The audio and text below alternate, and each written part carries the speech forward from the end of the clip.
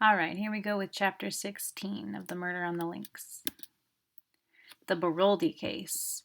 Some 20 years or so before the opening of the present story, Monsieur Arnold Beroldy, a native of Lyon, arrived in Paris accompanied by his pretty wife and their little daughter, a mere babe.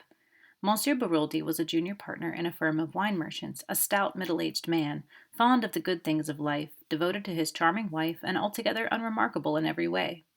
The firm in which Monsieur Beroldy was a partner was a small one, and although doing well, it did not yield a large income to the junior partner. The Beroldys had a small apartment and lived in a very modest fashion to begin with. But unremarkable though Monsieur Beroldy might be, his wife was plentifully gilded with the brush of romance. Young and good-looking, and gifted withal with a singular charm of manner, Madame Beroldy at once created a stir in the quarter, especially when it began to be whispered that some interesting mystery surrounded her birth. It was rumored that she was the illegitimate daughter of a Russian Grand Duke. Others asserted that it was an Austrian Archduke, and that the union was legal, though morganatic. But all stories agreed upon one point, that Jean Beroldy was the center of an interesting mystery. Questioned by the curious, Madame Beroldy did not deny these rumors. On the other hand, she let it be clearly understood that, though her lips were sealed, all these stories had foundation in fact. To intimate friends she unburdened herself further, spoke of political intrigues, of papers, of obscure dangers that threatened her. There was also much talk of crown jewels that were to be sold secretly, with herself acting as the go-between. Amongst the friends and acquaintances of the Beroldys was a young lawyer, George Conneau.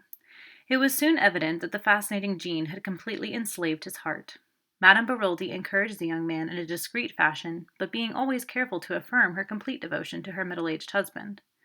Nevertheless, many spiteful persons did not hesitate to declare that young Conneau was her lover, and not the only one. When the Beroldys had been in Paris about 3 months, another personage came upon the scene. This was Mr. Hiram P. Trapp, a native of the United States and extremely wealthy. Introduced to the charming and mysterious Madame Beroldy, he fell a prompt victim to her fascinations. His admiration was obvious, though strictly respectful. About this time, Madame Beroldy became more outspoken in her confidences. To several friends, she declared herself greatly worried on her husband's behalf. She explained that he had been drawn into several schemes of a political nature, and also referred to some important papers that had been entrusted to him for safekeeping, and which concerned a secret of far-reaching European importance. They had been entrusted to his custody to throw pursuers off the track, but Madame Beroldy was nervous, having recognized several important members of the revolutionary circle in Paris. On the 28th day of November, the blow fell. The woman who came daily to clean and cook for the Beroldys was surprised to find the door of the apartment standing wide open. Hearing faint moans issuing from the bedroom, she went in. A terrible sight met her eyes.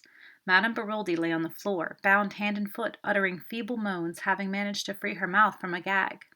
On the bed was Monsieur Beroldy, lying in a pool of blood, with a knife driven through his heart. Madame Beroldy's story was clear enough. Suddenly awakened from sleep, she had discerned 2 masked men bending over her. Stifling her cries, they had bound and gagged her. They had then demanded of Monsieur Beroldy the famous secret. But the intrepid wine merchant refused point-blank to accede to their request. Angered by his refusal, one of the men incontinently stabbed him through the heart. With the dead man's keys, they had opened the safe in the corner and had carried away with them a mass of papers. Both men were heavily bearded and had worn masks, but Madame Beroldy declared positively that they were Russians. The affair created an immense sensation. It was referred to variously as the Nihilist atrocity, revolutionaries in Paris, and the Russian mystery. Time went on, and the mysterious bearded men were never traced. And then, just as public interest was beginning to die down, a startling development occurred. Madame Beroldy was arrested and charged with the murder of her husband. The trial, when it came on, aroused widespread interest. The youth and beauty of the accused and her mysterious history were sufficient to make of it a cause célèbre. People ranged themselves wildly for or against the prisoner, but her partisans received several severe checks to their enthusiasm.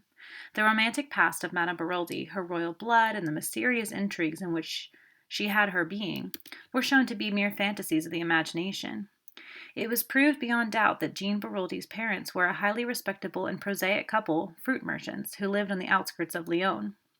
The Russian Grand Duke, the court intrigues, and the political schemes, all the stories current were traced back to the lady herself. From her brain had emanated these ingenious myths, and she was proved to have raised a considerable sum of money from various credulous persons by her fiction of the crown jewels, the jewels in question being found to be mere paste imitations. Remorselessly, the whole story of her life was laid bare. The motive for the murder was found in Mr. Hiram P. Trapp. Mr. Trapp did his best, but relentlessly and agilely cross-questioned, he was forced to admit that he loved the lady, and that had she been free, he would have asked her to be his wife. The fact that the relations between them were admittedly platonic strengthened the case against the accused.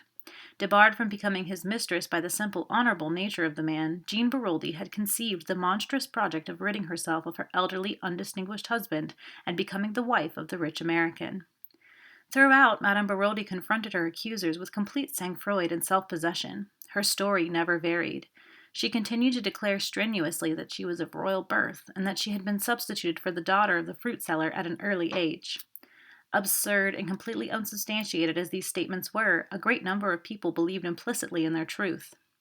But the prosecution was implacable. It denounced the masked Russians as a myth and asserted that the crime had been committed by Madame Beroldy and her lover, George Queneau. A warrant was issued for the arrest of the latter, but he had wisely disappeared. Evidence showed that the bonds which secured Madame Beroldy were so loose that she could easily have freed herself. And then, towards the close of the trial, a letter, posted in Paris, was sent to the public prosecutor. It was from George Queneau, and, without revealing his whereabouts, it contained a full confession of the crime. He declared that he had indeed struck the fatal blow at Madame Beroldy's instigation. The crime had been planned between them. Believing that her husband ill-treated her, and maddened by his own passion for her, a passion which he believed her to return, he had planned the crime and struck the fatal blow that should free the woman he loved from a hateful bondage. Now, for the first time, he learnt of Mr. Hiram P. Trapp, and realized that the woman he loved had betrayed him. Not for his sake did she wish to be free, but in order to marry the wealthy American. She had used him as a cat's paw, and now, in his jealous rage, he turned and denounced her, declaring that throughout he had acted at her instigation. And then Madame Beroldy proved herself the remarkable woman she undoubtedly was. Without hesitation, she dropped her previous defense and admitted that the Russians were a pure invention on her part. The real murderer was George Queneau. Maddened by passion, he had committed the crime, vowing that if she did not keep silence, he would enact terrible vengeance from her. Terrified by his threats, she had consented, also fearing it likely that if she told the truth, she might be accused of conniving at the crime. But she had steadfastly refused to have anything more to do with her husband's murderer, and it was in revenge for this attitude on her part that he had written this letter accusing her. She swore solemnly that she had had nothing to do with the planning of the crime, that she had awoke on the memorable night to find George Queneau standing over her, the blood-stained knife in his hand. It was a touch-and-go affair. Madame Beroldy's story was hardly credible, but this woman, whose fairy tales of royal intrigues had been so easily accepted, had the supreme art of making herself believed. Her address to the jury was a masterpiece. The tears streaming down her face, she spoke of her child, of her woman's honor, of her desire to keep her reputation untarnished for the child's sake.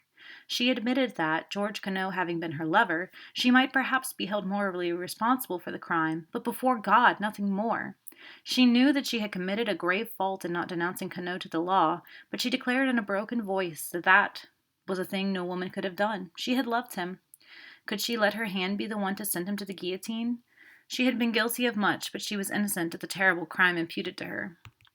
However that may have been, her eloquence and personality won the day.